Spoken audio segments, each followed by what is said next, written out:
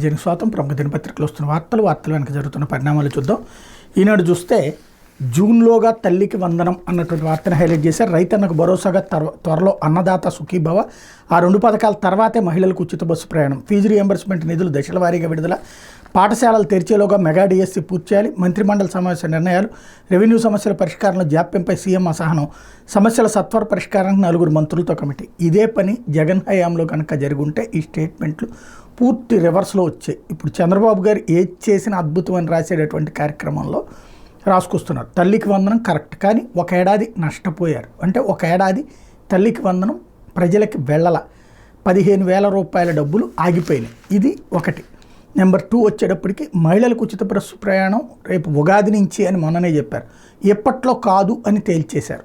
ఇది అంటే మాట తప్పినట్టే, మడమ తిప్పినట్టే. లేకపోతే ఫీజు రియంబర్స్మెంట్ నిధులు దశల వారీగా విడుదల, ఫీజు రియంబర్స్మెంట్ ఏడాది ఇవ్వక దశల వారీగా తర్వాత ఇచ్చేట్టయితే ఆ కాలేజీలు ఎలా ఏడిపిస్తున్నాయో ఇప్పుడు ఆల్రెడీ విద్యార్థులు చూస్తున్నారు.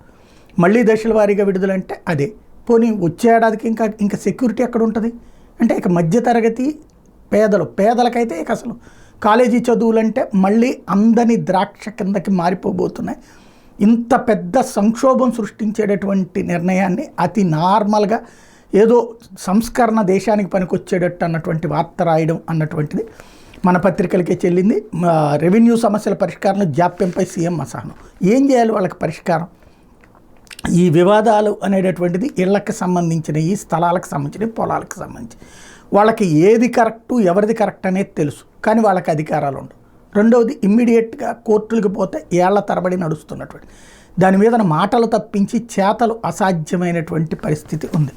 లేకపోతే నా అభిమానులు తెలుగుని రక్షించే సైన్యం అవ్వాలి, మాతృభాష రాకుండా ఏ భాషలో నేర్చుకోలేరు, పుస్తకాలే నా ధైర్యం బలం, కుంగిని ప్రతిసారి దారి చూపే జీవితంలో నిలబడే స్థైర్యాన్ని ఇచ్చే విజయవాడ పుస్తక మహోత్సవ ప్రారంభంలో ముఖ్యమంత్రి పవన్ కళ్యాణ్, తెలుగువారిగా పుట్టడం మన అదృష్టం, మన సాహిత్యం రచనలు అద్భుతం, నేను తెలుగు సరిగా నేర్చుకున్నందుకు ఇప్పుడు బాధపడుతున్నాను, ప్రస్తుతం నేర్చుకోవాలన్న సమయం ఉండటం లేదు, నేటి తరం పిల్లలకి నేను ఇచ్చే సూచన ఒకటే, తెలుగు వ్యాకరణం బాగా నేర్చుకొని మాతృభాష రాకుండా ఏ ఇతర భాషను సరిగ్గా నేర్చుకోలేరన్నది వాస్తవం.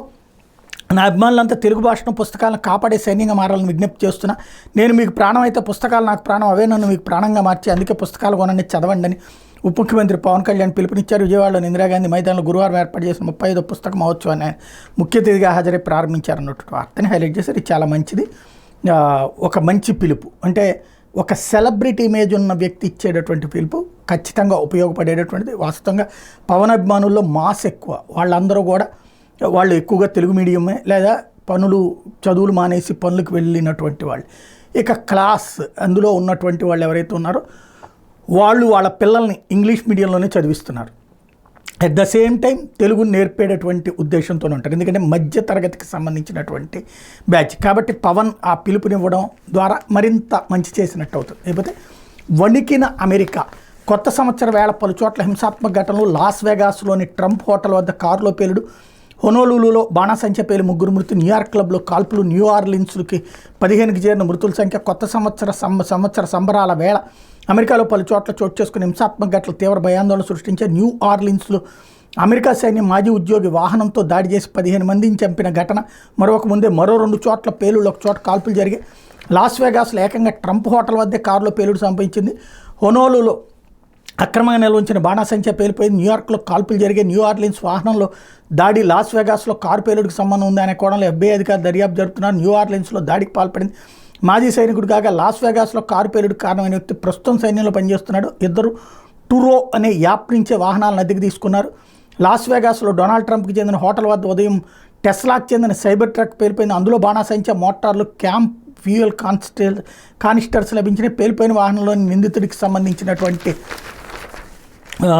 మృతదేహం లభించింది. పేలుడు కారణంగా సమీపంలో 7 గాయపడ్డారు. ఈ ఘటనపై ఉగ్రకోణంలో అధికారులు దర్యాప్తు చేస్తున్నారు. ఈ ఘటనలో నిందితుడిని సైనికుడిగా పనిచేస్తున్న కొలరాడో స్ప్రింగ్స్కి చెందినటువంటి మాథ్యూ లివెల్స్ బెర్గర్గా గుర్తించారు. 37 ఏళ్ల మాథ్యూ అమెరికా ప్రత్యేక దళమైన గ్రీన్ బెరీలో పనిచేస్తున్నాడు. ఈ దళంలోని కమ్యూనికేషన్ ఇంటెలిజెన్స్ నిపుణుడిగా వ్యవహరిస్తున్నాడు. అన్మ్యాన్డ్ ఎయిర్క్రాఫ్ట్ విభాగంలో అతనికి అనుభవం ఉంది. ప్రస్తుతం సెలవులో ఉన్నాడు. నిందితుడు కొలరాడోలో టూరో యాప్ ద్వారా ట్రక్కును అద్దెకు తీసుకున్నాడు. ఉదయం 7:30 గంటల సమయంలో హోటల్ వద్దకు వచ్చాడు. ఆ తర్వాత 20 సెకండ్లు అది పేలిపోయింది. అయితే అద్దాల మినహా కారుకి ఎటువంటి నష్టం కలగకపోవడం గమనార్హం. భారీ బాణాసంచా కానీ బాంబు వల్ల కానీ పేలుడు సంభవించి ఉండొచ్చని టెస్లా అధినేత ఎలన్ మస్క్ తెలిపారు. 64 అంతస్తుల Trump hotel Las Vegas shopping mall కొద్ది దూరంలో ఉంది. హొనోలులో అక్రమంగా బాణసంచి నలు చేసిన ప్రాంతంలో బుధవారం పేలుడు చోటు చేసుకుంది. ఈ ఘటనలో 3 మరణించారు, 20 మందికి పైగా గాయపడ్డారు. వాళ్లలో పలువురు పరిస్థితి ఆందోళనకరంగా ఉంది. పేలుడు జరిగిన ప్రాంతంలో పరిస్థితి భీతావహంగా ఉంది. మరణించిన 3 మహిళలే. 3 అంతస్తుల భవనంలో పేలుడు సంభవించింది. శిథిలాలు వీధి నిండా పడ్డాయి. సమీపంలోని ఇళ్లద్దాలు ధ్వంసమయ్యాయి. హొనోలులోని ఓహు ప్రాంతంలో జరిగిన మరో బాణాసంచా పేలుడుతో 1 మరణించగా 4 తీవ్రంగా గాయపడ్డారు. న్యూయార్క్లోని క్వీన్స్ ప్రాంతంలో నైట్ క్లబ్లో బుధవారం రాత్రి దుండగుల బృందం జరిపిన కాల్పులో 10 మంది గాయపడ్డారు. నిందితులు 30 రౌండ్ల కాల్పులు జరిపారు. అమెజోరా నైట్ క్లబ్లో కాల్పులు జరిగినట్టు రాత్రి 11-18 గంటల సమయంలో పోలీసులకు ఫోన్ వచ్చింది. 3-4 వచ్చి క్లబ్లోకి వెళ్లేందుకు నిలబడ్డ వాళ్లపై కాల్పులు జరిపారు. 6 యువతులకు 4 యువకులకు బుల్లెట్ గాయాలయ్యాయి. న్యూ ఆర్లిన్స్ పికప్ వాహనంలో దుండగుడు దూసుకొచ్చిన ఘటనలో మృతుల సంఖ్య 15కి చేరుకుంది. అతడు ఐసిస్ ఉగ్రవాద సంస్థ ప్రభావంతో ఈ దాడికి పాల్పడ్డట్టు పోలీసులు విచారణ జరిగింది. అధ్యక్షుడిని చంపుతానని కాల్పుల్లో హతం కావడానికి ముందు వ్యాఖ్యానించినట్టు తెలిసింది. నిందితుడికి షంషుద్దీన్ జబ్బార్గా గుర్తించినాక తెలిసింది. అతను ఒక్కడే ఈ దాడికి కారకుడని గుర్తించినట్టు అధికారులు తెలిపారు. ఈ ఘటనలో పికప్ వాహనాన్ని అతడు అద్దెకు తీసుకున్నాడు. జబ్బార్ 2007 నుంచి 2020 వరకు అమెరికా సైన్యంలో పనిచేశాడు. న్యూ ఆర్లిన్స్లో జరిగిన దాడిని ప్రధాని మోడీ ఖండించారు. బాధితులకు సానుభూతి తెలిపారు అన్నటువంటి విషయాన్ని ఇక్కడ హైలైట్ చేశారు. ఓవరాల్గా చూస్తే ఇక్కడ వెరీ సింపుల్. అమెరికా అరాచకం పెరిగిపోతుంది. ఇలాగ శరణార్థులుగా వచ్చినటువంటి వాళ్ళని నెత్తిన పెట్టుకుంటే జరుగుతున్నటువంటి అతిపెద్ద ప్రమాదం. లేకపోతే పండగ ప్రయాణం దూరాభారం. సంక్రాంతికి రైళ్లు బస్సులు కిటకిట. ప్రైవేటు బస్సులు అడ్డగోలుగా ఛార్జీలు. హైదరాబాద్ విశాఖపట్నం 7,000కు పైమాటే. 9 నుంచి 12వ తేదీ వరకు భారీగా ప్రయాణాలు. 3 విమాన టికెట్లు. ఏపీఎస్ఆర్టీసీ సాధారణ ఛార్జీలే. తెలంగాణ బస్సులో 50% ప్రత్యేకం. సంక్రాంతి పండగకి సొంతోళ్లకు వెళ్లేందుకు తెలుగు రాష్ట్రాల ప్రజలు భారీ సంఖ్యలో సిద్ధమవుతున్నారు. రైళ్లలో ఇప్పటికే రిజర్వేషన్లు అయిపోగా ఆర్టీసీ బస్సులను దాదాపు టికెట్లు దొరకని పరిస్థితి. దీంతో ప్రయాణికులకు భారీ వ్యయ ప్రయాసాలు తప్పడం లేదు. పలు ప్రైవేట్ బస్సుల యజమానులు అడ్డగోలు దోపిడీకి తెరదీస్తున్నారు. విమాన టికెట్ల ధరలకు రెక్కలు వచ్చే పండగకి ఎలాగైనా సొంతోళ్లకు చేరుకోవాలనే లక్ష్యంతో ప్రజలు సిద్ధమవుతుండటంతో ఇదే అదనంగా ఛార్జీలు పెంచేస్తున్నారు. ప్రైవేట్ స్లీపర్ ఏసీ బస్సులు హైదరాబాద్ నుంచి విశాఖపట్నానికి గరిష్టంగా 7,000కు పైగా వసూలు చేస్తున్నారు. ఆదిలాబాద్కి 2,300, మంచిర్యాలకు 3,500 తీసుకుంటున్నారు. జనవరి 9 నుంచి 12 వరకు రైళ్లు బస్సులు విమాన టికెట్లకు డిమాండ్ అధికంగా ఉంది. సంక్రాంతి పండుగ దగ్గర పడే కొద్దీ ప్రైవేట్ బస్సుల టికెట్ల ధరలు బగ్గుమంటున్నాయి. దూర ప్రాంతాలకు వెళ్లేవాళ్ళు స్లీపర్ బస్సులకు ప్రాధాన్యం ఇస్తారు. దీంతో లోయర్ బెర్తులు కొన్ని బస్సుల్లో ముందు వరుస సీట్లకు అదనంగా వసూలు చేస్తున్నారు. టికెట్ ఛార్జీలపై జీఎస్టీ కూడా వసూలు చేస్తున్నారు. జనవరి 12న హైదరాబాద్ నుంచి విశాఖ ప్రైవేట్ ఏసీ స్లీపర్ బస్సులో టికెట్ ధర 6,999, జీఎస్టీ 349, మొత్తం కలిపితే 7,349 రూపాయలు వసూలు చేస్తున్నారు అన్నటువంటి వార్తని హైలైట్ చేశారు. ఆర్టీసీ బస్సులు కూడా ఫుల్గా ఉన్నాయి అన్నటువంటి వార్తని ఇక్కడ హైలైట్ చేశారు. లేకపోతే ఆయిల్ పామ్ సాగుకి సై అంటూ ఉమ్మడి గుంటూరు జిల్లాలో 500 హెక్టార్ లక్ష్యం సాగుదారులకు రాయితీ సొమ్ము విడుదల చేశారన్నటువంటి వార్తని హైలైట్ చేశారు. లేకపోతే 5 ఏళ్లు తిరుమలకు దోచుకున్నారు అంటూ ఏడాదికి 1,00,000 బ్రేక్ దర్శనాలు ఇప్పించిన వైవి సుబ్బారెడ్డి ప్రభుత్వానికి నివేదిక సమర్పించిన విజిలెన్స్ అధికారులు. వైకాపా అధికారంలోకి వచ్చిన తర్వాత 4 ఏళ్ల వరకు జగన్ బాబాయ్ వైవి సుబ్బారెడ్డి తిరుమల తిరుపతి దేవస్థానం చైర్మన్గా వ్యవహరించారు. ఆ 4 ఏళ్లలో సుమారు 4 లక్షల బ్రేక్ దర్శనాలు సిఫార్సు చేసినట్టు విజిలెన్స్ అధికారులు గుర్తించారంటే రోజుకు 273 మందికి ఇప్పించారు.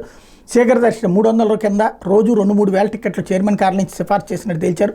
మాజీ మంత్రులు పెద్దిరెడ్డి రామచంద్రారెడ్డి, రోజా తదితరులు ఒకే సామాజిక వర్గానికి చెందిన నాటి ప్రజాప్రతినిధులకు ఇష్టానుసారంగా సిఫార్సు లేఖలపై దర్శన టికెట్లు కేటాయించినట్టు తేల్చారు. తిరుమలలో ప్రసాదాల కోసం బియ్యం, బెల్లం, పంచదార, నెయ్యి, యాలకులు, జీడిపప్పు సేకరిస్తారు. వీటి సేకరణలు పెద్ద ఎత్తున అక్రమాలు చోటు చేసుకున్నట్టు విజిలెన్స్ నివేదికలో పేర్కొన్నారని సమాచారం. ఉదాహరణకు చక్కెర ధర తక్కువగా ఉన్నప్పుడు 2 నెలలకే దాన్ని కొనుగోలు చేశారు. ధర అధికంగా ఉన్నప్పుడు 6 నెలలకు సేకరించారు. అన్ని సరుకుల సేకరణలు ఇలాగే చేసినట్టు దిగి తేల్చారు. నాణ్యమైన సరుకులకు టెండర్లు పిలిచినా గుత్తేదారులు ద్వితీయ శ్రేణి సరుకులు ఇచ్చినప్పుడు పట్టించుకోలేదని గుర్తించారు. దీనివల్ల తిరుమల తిరుపతి దేవస్థానానికి నష్టం వాటిల్లిందని తేల్చారు. తిరుపతిలోని గోవిందరాజస్వామి, కోదండరామస్వామి సత్రాల నిబంధనలు తోసిరాజని కూల్చినట్టు నివేదికలో పేర్కొన్నారని సమాచారం. ఈ 2 సత్రాల్లో 454 గదులు ఉన్నాయి. రోజు సుమారు 1,822 మంది భక్తులకు వసతి సౌకర్యం కల్పించేవాడు. బొమ్మన కరుణాకర్ రెడ్డి చైర్మన్గా ఉన్నప్పుడు వీటిని కూల్చేసి 600 కోట్లతో అచ్యుతం శ్రీపదం వసతి గృహాల నిర్మాణానికి ఆమోద ముద్ర వేశారు.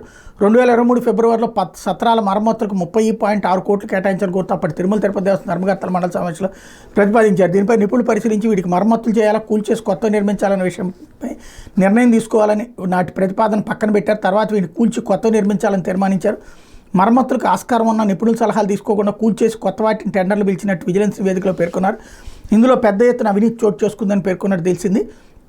ఇంజనీరింగ్ పనులకు అడ్డగోలుగా నిధులు కేటాయించారని నివేదికలో స్పష్టం చేశారు. తిరుమల తిరుపతి దేవస్థానం బడ్జెట్లో వాస్తవ కేటాయింపులతో పోలిస్తే అధిక మొత్తంలో ఇంజనీరింగ్ పనులకు నిధులు ఖర్చు చేసేందుకు ప్రతిపాదించినట్టు గుర్తించారు. బొమ్మన కరుణాకర్ రెడ్డి చైర్మన్గా ఉన్నప్పుడే 2 వసతి గృహాలను 600 కోట్లతో కట్టేందుకు ఆమోద ముద్ర వేశారు. స్విమ్స్ నిర్మాణాలకు 90 కోట్లు, రహదారులు, కళ్యాణ మండపాలు ఇలా ఇంజనీరింగ్ పనులకు ఇష్టానుసారం నిధులు కేటాయించడం వల్ల భవిష్యత్తులో కొత్త పనులు చేసేందుకు ఆస్కారం లేకుండా చేశారు. విషయం పొందుపరిచినట్టు తేలింది అన్నటువంటి వార్తని హైలైట్ చేశారు. ఇకపోతే డిజిటల్ అరెస్టు మోసగాళ్లకు బేడీలు దేశంలో ఇదే తొలిసారి. బాపట్ల ఎస్పీ డిజిటల్ అరెస్ట్ పేరుతో ప్రజలను భయపెట్టి వారి నుంచి లక్షలు కాజేస్తున్న రాజస్థాన్ జోధ్పూర్కి చెందిన అంతరాష్ట్ర సైబర్ ముఠా మోసగాళ్లు రమేష్ శ్రవణ్ కుమార్లను అరెస్ట్ చేసినట్టు బాపట్ల జిల్లా ఎస్పీ తుషార్ డూడి తెలిపారు. విశ్రాంత ఆచార్యుని డిజిటల్ అరెస్ట్ పేరుతో భయపెట్టి 74 లక్షలు వసూలు చేసిన కేసులో వీళ్ళిద్దరిని రాజస్థాన్లో అరెస్ట్ చేసి బాపట్ల తీసుకొచ్చామని వెల్లడించారు. ఈ తరహా మోసంలో నిందితులను అరెస్ట్ చేయడం దేశంలోని ఇదే తొలిసారని చెప్పారు. జిల్లా పోలీస్ కార్యాలయం గురువారం ఆయన విలేకరులకు వివరాలు వెల్లడించారు. ఆకాష్ కుల్హరి, శివప్రసాద్, రమేష్, శ్రవణ్ కుమార్లతో కూడిన సైబర్ నేరగాళ్ల బృందం సిబిఐ, ఈడీ అధికారులు వంటి విశ్రాంత ఉద్యోగుల అధికారులు వ్యాపారులకి ఫోన్ చేసి మనీ లాండరింగ్ కేసులో డిజిటల్ అరెస్ట్ చేస్తున్నట్టు బెదిరింపులకు దిగుతున్నారు. వీరు బాపట్ల జిల్లా చుండూరు మండలం వేటపాలెనికి చెందిన విశ్రాంతాచార్యుడు గొంది లక్ష్మీవరప్రసాదరావుకి గత నెల 1న ఈడీ అధికారులు వంటి ఫోన్ చేసి మనీ లాండరింగ్ కేసు నమోదైనట్టు బెదిరించారు. దశల వారీగా 74 లక్షలు వసూలు చేశారు. మోసపోయానని గుర్తించిన లక్ష్మీవరప్రసాదరావు చుండూరు పోలీసులకు గత నెల 3న ఫిర్యాదు చేశారు. Chunduru CI Srinivasarao, IT core SI Nayab Rasool ఆధ్వర్యంలో దర్యాప్తు చేపట్టాం. నిందితులు బ్యాంక్ ఖాతాలో ఉన్న 17.9 లక్షల నగదును స్తంభింపు చేశాం. మోసగాళ్లలో కొందరు రాజస్థాన్, ముంబైలో ఉన్నట్టు గుర్తించి వాళ్ళని పట్టుకోవడానికి చుండూరు సిఐ నేతృత్వంలో ప్రత్యేక పోలీసు బృందం, రాజస్థాన్ ఆర్ఐ శ్రీకాంత్ నేతృత్వంలో మరో బృందాన్ని ముంబై పంపించాం. రాజస్థాన్ వెళ్లిన బృందం ఈ కేసులో 3వ నిందితుడు రమేష్ను పట్టుకుని అతని నుంచి 2 లక్షలు, 4వ నిందితుడు శ్రవణ్ కుమార్ నుంచి 5 లక్షలు రికవరీ చేశారు. మరో బృందం మహారాష్ట్రలో మొదటి 2 నిందితుల కోసం గాలిస్తుంది. నిందితుల నుంచి 24 ఏటీఎం కార్డులు, 11 చెక్ బుక్లు, 4 సెల్ ఫోన్లు సీజ్ చేశాం. నిందితులు 18 రాష్ట్రాల్లో 10 కోట్ల మేర ఇలా కాజేశారని గుర్తించామని వివరించారు. ఈ విషయంలో పోలీసులు అభినందించాలి. ఇట్లాంటి కేసుల్లో ఇంతవరకు దొరకట్లేదు. రెండవది, ఇప్పుడు ఒక 74 లక్షలు పోతే ఒక 25 లక్షల దాకా ఇప్పుడు రికవర్ అయినట్టు. లేకపోతే ఆశల పరుగులో ఆగిన గుండె అంటూ కానిస్టేబుల్ భర్తీ ప్రక్రియ 1600 మీటర్ల పరుగులో కుప్పకూలిన యువకుడు, భవిష్యత్తుపై ఆశ, కలల కొడుకు సాధించాలని కోరిక, తల్లి కష్టాలు తీర్చాలని తపంతో పరుగుపెట్టిన ఆ యువకుడి గమనం అర్ధాంతరంగా ఆగింది. కానిస్టేబుల్ ఎంపిక కోసం నిర్వహించే దేహ దారుఢ్య పరీక్షకు హాజరైన ఆయనకు 1600 మీటర్ల పరుగు మృత్యుపాశమైంది. కొన్ని క్షణాల్లో పరుగు ముగుస్తుందనగా ట్రాక్పై కుప్పకూలిపోయారు. ఆసుపత్రికి తరలించిన ఫలితం దక్కలేదు. కానిస్టేబుల్ పోస్టుల భర్తీ ప్రక్రియలో భాగంగా ఏపీఎస్ఎల్పిఆర్బి ఆధ్వర్యంలో సోమవారం నుంచి కృష్ణా జిల్లా మచిలీపట్నం పోలీస్ పరేడ్ మైదానంలో దేహదారుడి పరీక్షలు నిర్వహిస్తున్నారు. ఆ సందర్భంగా జరిగినటువంటి దాంట్లో ఇది జరిగింది అన్నటువంటి వార్తను హైలైట్ చేశారు. నటి హేమపై తదుపరి చర్యలు తీసుకోవద్దు. కర్ణాటక హైకోర్టు బెంగళూరు శివార్లో వ్యవసాయ క్షేత్రంలో నిర్వహించిన రేవు పార్టీలో మాదక ద్రవ్యాలు తీసుకున్నారన్న ఆరోపణలు ఎదుర్కొన్న తెలుగు నటి హేమపై తదుపరి చర్యలు తీసుకోవద్దని కర్ణాటక హైకోర్టు బుధవారం ఆదేశించింది. ఎలక్ట్రానిక్ సిటీ సమీపంలోని క్షేత్రంలో 2024 మేలో మాదక ద్రవ్యాలు తీసుకున్న ఆరోపణలతో హేమపై కేసు నమోదు చేసి న్యాయస్థానంలో పోలీసులు అభియోగ పత్రం దాఖలు చేసిన విషయం తెలిసిందే. అయితే సహనిందితులు ఇచ్చిన వాంగ్మూలం ఆధారంగా హేమ మాదక ద్రవ్యాలు తీసుకున్నాను కేసు నమోదు చేశారని ఆమె తరపు న్యాయవాది వాదనలు వినిపించారు. వాటి విన్న న్యాయమూర్తి తదుపరి విచారణ 4 వారాల అనంతరం చేపడతామని పేర్కొన్నారు. అప్పటి వరకు హేమపై ఎటువంటి చర్యలు తీసుకోవద్దని దర్యాప్తు అధికారులను ఆదేశించారన్నటువంటి వార్తని హైలైట్ చేశారు. లేకపోతే సజ్జల కుటుంబీకుల అటవీ భూముల ఆక్రమణపై సమగ్ర విచారణ. జగన్ హయాంలో ప్రభుత్వ ముఖ్య సలహాదారుగా వ్యవహరించిన వైకాపా నాయకుడు సజ్జల రామకృష్ణారెడ్డి కుటుంబ సభ్యుల ఆధీనంలో ఉన్న భూముల్లో ఎంత మేర రక్షిత అటవీ ప్రాంతం ఉందో సమగ్ర విచారణ చేపట్టి నివేదిక ఇవ్వాలని ఉప ముఖ్యమంత్రి పవన్ కళ్యాణ్ PCCF వైఎస్ఆర్ జిల్లా కలెక్టర్ను ఆదేశించారు. సజ్జల కుటుంబ సభ్యుల ఆధీనంలో సీకే దిన్న రెవెన్యూ పరిధిలో 1599, 1600/1, 2, 1601/1, 1A2తో పాటు ఇతర సర్వే నెంబర్లోని భూములు ఉండగా అందులో 42 ఎకరాల మేర రక్షిత అటవీ ప్రాంతాన్ని కలిపేసుకుని ఆక్రమించారన్న సమాచారంపై సమగ్ర విచారణ జరపాలని నిర్దేశించారు. మొత్తం ఎంత మేర అటవీ భూమి ఆక్రమించుకున్నారు, అవి ఎవరి ఆధీనంలో ఉన్నాయి, వన్యప్రాణులకు ఎలాంటి హాని కలిగింది వంటి అంశాలు నివేదికలో పొందుపరచాలని పేర్కొన్నారు. అటవీ భూముల సంరక్షణ చట్ట ప్రకారం చర్యలు తీసుకోవాలని స్పష్టం చేశారన్నటువంటి వార్తని హైలైట్ చేశారు. సాక్షి వచ్చేటప్పటికి సూపర్ 6కి ఎగనామం. హామీలన్నిటికీ చంద్రబాబు మంగళం. కొత్త సంవత్సరం రైతులు, మహిళలు, విద్యార్థులు, ఉద్యోగులు, నిరుద్యోగులకు మొండి చేయి. 87 లక్షల మందికి తల్లికి వందనం ఎగవేత. 54 లక్షల మంది రైతులకి రైతు భరోసా ఇవ్వకుండా రక్తహస్తం. జాడలేని ఆడబిడ్డనిది. నిరుద్యోగులకు భృతి లేదు, ఉద్యోగులకు DA PRC ఊసే లేదు అన్నటువంటి వార్తను హైలైట్ చేసి తల్లికి వందనం ఏడాది ఎగ్గొట్టేసాం, అసలు పథకాన్ని ఎగరకూడదాం. రైతు భరోసా 2 సార్లు ఎగనామం, ఈసారి కేంద్రం ఇచ్చాక చూద్దాం. ఆడబిడ్డనిది అబ్బే మనకి ఇప్పుడు అసలు ఆలోచనే లేదు. ఉద్యోగులు, నిరుద్యోగులు ఈ ఊసే మర్చిపోదాం అన్నటువంటిది ఇట్లా అన్నారన్నటువంటి కోణాన్ని హైలైట్ చేశారు. కానీ తల్లికి వందనం ఇదే వచ్చే ఏడాది నుంచి ఇస్తామని చెప్తున్నారు. అది క్యాబినెట్లో ఆ తీర్మానం చేస్తే రివర్స్లో రాశారు వీళ్ళు వార్త. రెండోది వచ్చేటప్పటికి రైతులకి భరోసా ఇవ్వకుండా రక్తహస్తమన్నారు. రేపు కేంద్ర ప్రభుత్వం ఇచ్చిన తర్వాత దాంతోపాటు వీళ్ళు కూడా 10,000 వేయాలన్నటువంటి కాన్సెప్ట్ అనుకున్నటువంటిది. దాన్ని ఆ ప్రకటన కూడా చేశారు. బట్ అది లేదు అన్నటువంటి కోణం వీళ్ళు హైలైట్ చేస్తున్నారు. లేకపోతే మీకెందుకంత ఆసక్తి, ఆతృత, కేవియట్ వేయాల్సిన కేసు ఇది. 2 ప్రైవేట్ వ్యక్తుల మధ్య వివాదంలో మీకెందుకంత ఉత్సాహం, ఫిర్యాదుదారు కాకుండా మీరు కేవియట్ వేయడం ఆసక్తికరం. గౌతమ్ రెడ్డి కేసులో రాష్ట్ర ప్రభుత్వ తీరుపై సుప్రీంకోర్టు కీలక వ్యాఖ్యలు. తదుపరి విచారణ వరకు గౌతమ్ రెడ్డిని అరెస్ట్ చేయదు, పూర్తి వివరాలతో వారంలో కౌంటర్ వేయండి. పోలీసులకు రాష్ట్ర ప్రభుత్వానికి ధర్మాసనం ఆదేశం. ముందస్తు బెయిల్ కోసం సుప్రీంని ఆశ్రయించిన గౌతమ్ రెడ్డి అంటూ ఇందులో కీలకమైనటువంటిది. వైఎస్ఆర్సీపీ నేత పూనూరు గౌతమ్ రెడ్డి ముందస్తు బెయిల్ పిటిషన్ విచారణ సందర్భంగా సుప్రీంకోర్టు గురువారం రాష్ట్ర ప్రభుత్వ తీరుపై విస్మయం వ్యక్తం చేస్తూ కీలక వ్యాఖ్యలు చేసింది. ఈ కేసులో కేవియట్ ఉత్తర్వులు జారీ చేసే ముందు తమ వాదనలు కూడా వినాలంటూ పిటిషన్ ప్రభుత్వం దాఖలు చేయడంపై ఆశ్చర్యపోయింది. రాష్ట్ర ప్రభుత్వం కేవియట్ దాఖలు చేయాల్సినంత కేసా ఇది అంటూ నివేదిపోయింది. ఇద్దరు ప్రైవేట్ వ్యక్తుల మధ్య వివాదంలో రాష్ట్ర ప్రభుత్వం ఎంత ఆసక్తి చూపుతుందని ధర్మాసనం ప్రశ్నించింది. ఇద్దరి మధ్య వివాదంలో ప్రభుత్వానికి ఉన్న ఆసక్తి ఏమిటని ప్రశ్నించింది. ఫిర్యాదుదారు కాకుండా రాష్ట్ర ప్రభుత్వమే బెయిల్ వ్యతిరేకించిన ఆసక్తికరమైన వ్యాఖ్యానించింది. గౌతమ్ రెడ్డి తరపు న్యాయవాది కన్నా ముందు రాష్ట్ర ప్రభుత్వం తరపున సీనియర్ న్యాయవాది సిద్ధార్థ లోద్రా, చంద్రబాబు రామోజీ తదితరుల వ్యక్తిగత న్యాయవాది అయిన ఈయన వైఎస్ఆర్సీపీ నేతలకు వ్యతిరేకంగా సుప్రీంకోర్టు ఇటు హైకోర్టులో ప్రతి కేసులోనూ రాష్ట్ర ప్రభుత్వం తరపున హాజరవుతున్నారు. వాదనలు వినిపిస్తుందని కూడా సుప్రీంకోర్టు ధర్మాసనం ప్రశ్నించింది. లోద్రాను చూడగానే రాష్ట్ర ప్రభుత్వం తరపున మీరు వస్తున్నారు, ఈ కేసులో రాష్ట్ర ప్రభుత్వం ఎందుకంత ఆసక్తిగా ఉందంటూ ఆరాధీసింది. ఇంత ఉత్సాహానికి ఆతృతకు కారణం ఏంటని అడిగింది. ఈ కేసు పూర్తిగా ఇద్దరు ప్రైవేట్ వ్యక్తులకు సంబంధించిన వివాదం అని మరోసారి గుర్తు చేస్తూ గౌతమ్ రెడ్డికి ఊరటనిచ్చింది. తదుపరి విచారణ వరకు ఆయన అరెస్ట్ చేయొద్దని పోలీసులకు వారంలోపు కౌంటర్ దాఖలు చేయాలని ఏపీ ప్రభుత్వానికి సుప్రీంకోర్టు నోటీసులు జారీ చేసి విచారణ ఈ నెలాఖరికి వాయిదా వేసింది. ఈ మేరకు న్యాయమూర్తులు justice JB Pardiwala, justice R మహదేవన్ల ధర్మాసనం గురువారం మధ్యంతర ఉత్తర్వులు జారీ చేసింది. వాస్తవానికి విజయవాడ సత్యనారాయణపురంలో స్థల వివాదంలో ఉమామహేశ్వర శాస్త్రి అనే వ్యక్తి ఇచ్చిన ఫిర్యాదు మేరకు పోలీసులు గౌతమ్ రెడ్డిపై అత్యాత్నంతో పాటు పలు సెక్షన్ల కింద కేసు నమోదు చేశారు. దీంతో ఆయన ముందస్తు బెయిల్ కోసం హైకోర్టులో పిటిషన్ దాఖలు చేశారు. విచారణ జరిపిన హైకోర్టు ఆ పిటిషన్ కొట్టేసింది. దీంతో గౌతమ్ రెడ్డి ముందస్తు బెయిల్ కోసం సుప్రీంకోర్టును ఆశ్రయించారు. గౌతమ్ రెడ్డి ముందస్తు బెయిల్ కోసం సుప్రీంని ఆశ్రయిస్తారని తెలుసుకున్న రాష్ట్ర ప్రభుత్వం హడావిడిగా సుప్రీంకోర్టులో కేవియట్ దాఖలు చేసింది. ముందస్తు బెయిల్ పిటిషన్ హైకోర్టు గత నెల 11ను కొట్టేగా 17న రాష్ట్ర ప్రభుత్వం కేవియట్ దాఖలు చేసింది.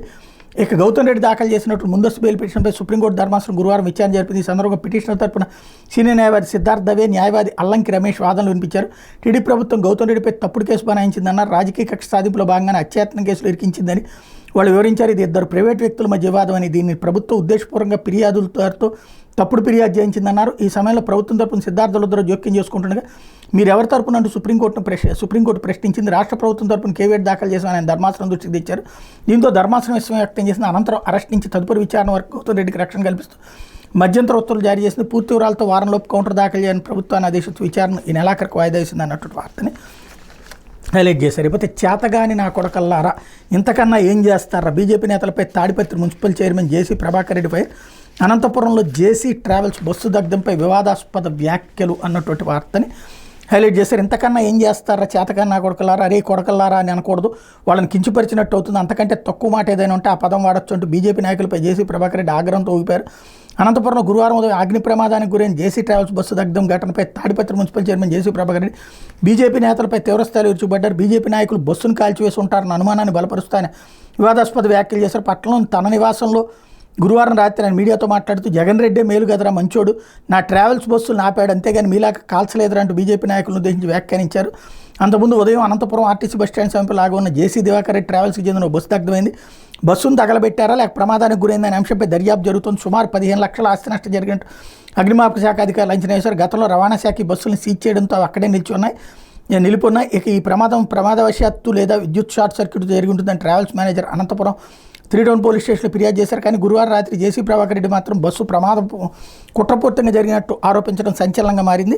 నిజానికి జమ్మలవాడ నియోజకవర్గంలోని ఆర్టీపీపీలో ఫ్లై యాష్ రవాణా విషయంలో బీజేపీ ఎమ్మెల్యే ఆదినారాయణ రెడ్డికి జేసీ ప్రభాకర్ రెడ్డికి మధ్య ఇటీవల తీవ్ర వివాదం చోటు చేసుకున్న విషయం తెలిసింది. అప్పట్లో వీళ్ళిద్దరు పంచాయతీ సీఎం వరకు వెళ్ళింది. ఈ నేపథ్యంలో బీజేపీ నేతలను ఉద్దేశించి ప్రభాకర్ రెడ్డి విమర్శించి ఉండొచ్చు అని తెలుస్తుంది. అతను బీజేపీ అనలేదు, బీజేపీ అన్నటువంటి కోణాలు, ఇంకోటి ప్రభుత్వం బీజేపీది కాదు, రాష్ట్ర ప్రభుత్వం ఇది, ఇంకోటి ఆదినారాయణ రెడ్డి తగలబెడితే ఆదినారాయణ రెడ్డినే మాట్లాడాలా, దీంట్లో సంథింగ్ ఏదో నడుస్తుంది. ఆ జేసీ ప్రభాకర్ రెడ్డి తిడుతుంటాడు కానీ ఎవరిని తిడుతున్నారు డైరెక్ట్గా చెప్పి తిడితే సరిపోయేది.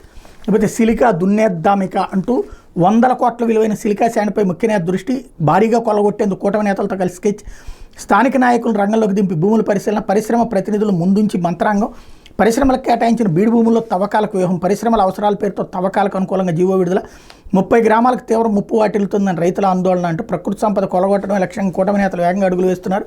ఇప్పటికే ఇసుక, మైకా, క్వాడ్ ఖనిజాలను కొలగొడుతున్న అధికార పార్టీ నేతలు తాజాగా సిలికా శాండ్ కోసం రంగంలోకి దిగారు.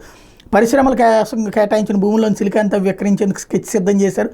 ఇందులో భాగంగా పర్యావరణ అనుమతులు తీసుకోకుండా సిలికా కోసమే అని అనుమానం రాకుండా జాతీయ రాష్ట్ర ప్రాజెక్టుల కోసం మైనర్ మినరల్స్ లీజు ప్రాతిపదిక తవ్వుకొచ్చి డిసెంబర్ 24 ఒక జీవో జారీ చేయించారన్నటువంటి వార్తని హైలైట్ చేశారు. ఇదివరకు వైసీపీ వాళ్ళ మీదనే ఇట్లాంటి వార్తలే రాశారు. టెండర్ కూడా పిలవకుండా సిలికా అమ్మేసుకుంటున్నారు. ఇప్పుడు రివర్స్లో రాస్తున్నారు. టెండర్ వీళ్ళేదో జీవో ఇస్తే ఆ జీవో తప్పు అన్నటువంటి కోణంలో రాసుకొస్తున్నారు.